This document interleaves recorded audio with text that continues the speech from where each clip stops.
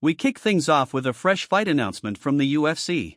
The promotion has officially locked in a high-stakes flyweight main event for UFC Vegas 112 on December 13. Number 3 ranked Brandon Royval will finally collide with number 7 ranked Manel Kape in a long-awaited showdown. This matchup has been cursed in the past. Originally set for March 1, Royval had to withdraw after suffering multiple concussions. Kape went on to fight Asu Almabiv, winning by third-round TKO. The UFC tried again for June 28 at UFC 317, but this time it was Kape who pulled out due to a broken foot. Joshua Van stepped in on short notice. Now, with both fighters healthy, the trilogy of cancellations ends here. Royval vs. Kape is officially headlining UFC Fight Night 266. Who takes it this time? Let us know your picks in the comments. Meanwhile, Israel Adesanya recently had a hilarious moment while riding in an Uber. The driver mistook him for Iggy Azalea.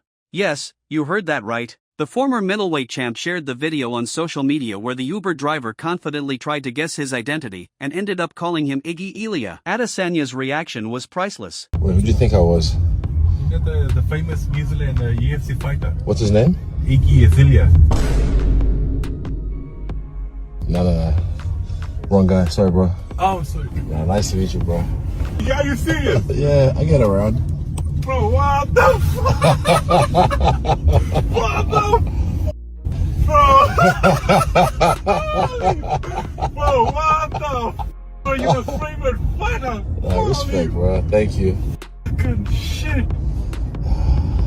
In another corner of the MMA world, Alex Pereira has responded to recent rumors about Magomed Ankalaev's injuries leading up to UFC 320. During a fan Q&A ahead of UFC Rio, Pereira made it clear he had no idea Ankalaev was dealing with broken ribs before their fight.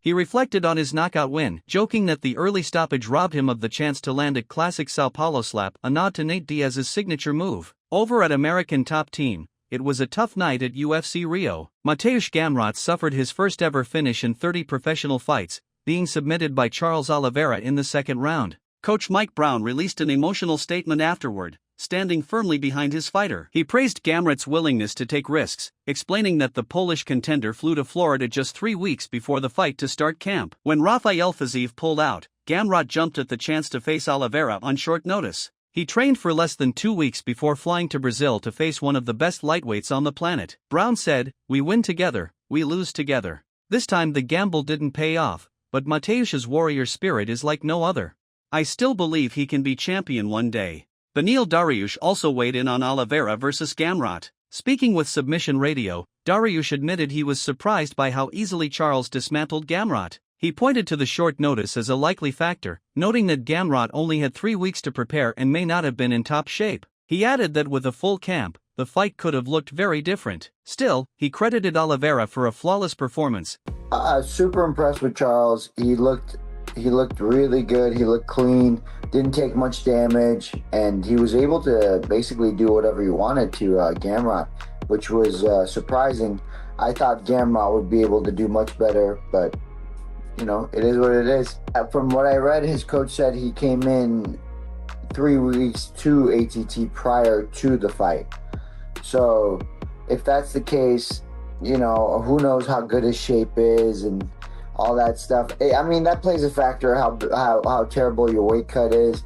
I'm sure, you know, if you talk to the cornerman, they say, hey, if we had a full camp, that fight would look a lot different. I'm sure same thing with Gamrot. But, you know, watching the fight, Charles looked great. Gamrot. And while discussing the lightweight division, Dariush also dropped a bit of breaking news. He revealed that he's hearing Justin Gaethje versus Ilia Topuria is in the works. Surely if Armin wins here, or Dan even, this pushes them up to the top.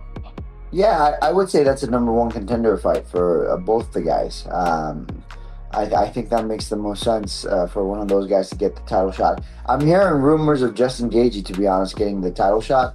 I don't know how true that is. We'll see how that goes. And so that leaves kind of Patty out. So I don't know. I don't know what's next, but I think the people who are most deserving would be the winner of that. Now let's talk about the footage everyone's buzzing about.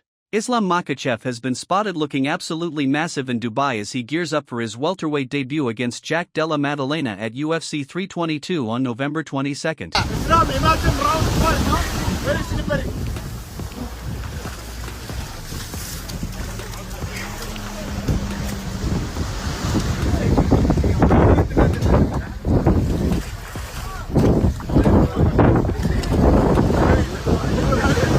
وخالد عقه تحت عقه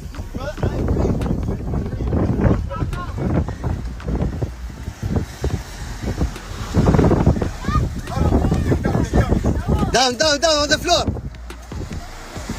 ايوه لا تميت ساند.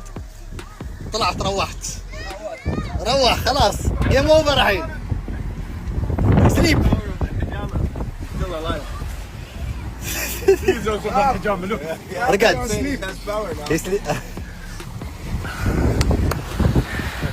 The new training footage shows Islam grappling on the beach, noticeably bulkier and more powerful than his lightweight days.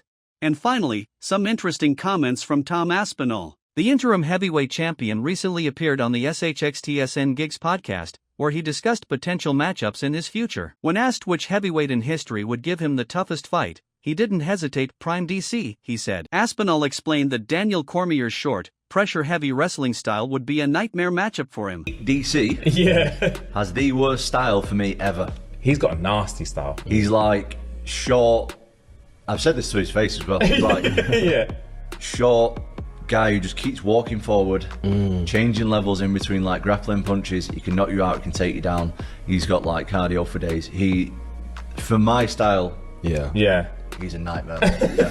But that wasn't the headline.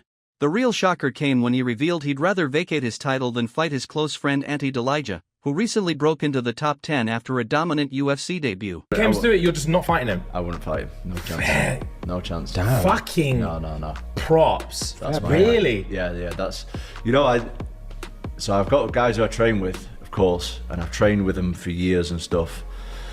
And I've got other guys who are my like genuine friends. Yeah. And he's one of like my genuine friends. I would never like there's some stuff to me that's like more important than like money and titles. And like I say, I've won the title. I've done that. And I've got a few more in me before he's going to be up there anyway. So if none of us had won the title and we were both in around the same time, we'd have to fight because that's my dream. Yeah. Got to do it, and that's his dream. But right now I've done it. I've still got more to do, but I can do that more in the time that he's takes him climbing. to get up. Yeah. Yeah. When he's there, I'm happy to. Fair play, man. Oh, that's an incredible statement. I don't think you understand. That's an incredible statement. Aspinall made it clear there's more to him than money and belts. He said, "There's some stuff that's more important than titles. I've already won the belt. If it came down to fighting my genuine friends, I'd rather step aside." It's a rare level of loyalty in the fight game, and fans online praised him for the stance. And that's all for today's roundup. Islam Makhachev's massive transformation, Tom Aspinall's unexpected loyalty, new fight announcements, and plenty of drama across the divisions. The MMA world never sleeps. If you enjoyed the video, make sure to drop a like and subscribe so you never miss the latest MMA updates. Thanks for watching, and I'll catch you in the next one.